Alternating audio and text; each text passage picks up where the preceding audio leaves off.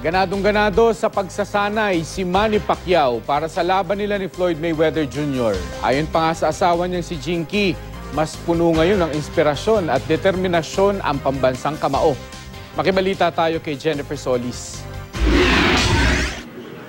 Balik training na ulit si pambansang kamao Manny Pacquiao matapos makasama ang kanyang pamilya nitong linggo. Wala man siyang sparring session ngayong araw, ibinuhos naman niya ang oras sa conditioning. Naka-15 rounds siya sa meets training. Bukod pa yan sa 7 rounds ng pagtakbo sa oval ng University of California, Los Angeles at iba pang ensayo.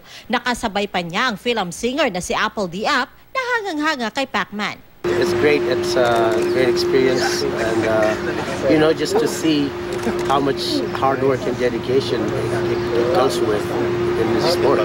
Ganadong-ganado si Pacman sa kanyang training. Mas ginaganahan daw siya ngayong siya raw ang underdog sa labang ito. Matagal na raw siyang hindi nakararanas na maging underdog sa mga nakaraang laban niya. Ikinatuwa naman ni Jinky ang nakikita niya sa kanyang asawa. Ayon sa kanya, ibang-iba na raw si Manny ngayon.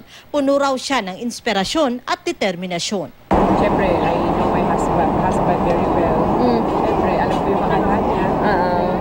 Ang ngayon, focus siya 100% sa training. So, I'm sure he will make it. Todo suporta ang pamilya ni Pacquiao dahil kompleto silang manonood ng laban. Kasama na rito ang bunsong anak na si Israel na first time na nakapunta ng Amerika. Sa Mayo pa ang laban ni Pacman kaya plano ng buong pamilya na magbakasyon muna. Siyempre, number 1 yung Disneyland nila.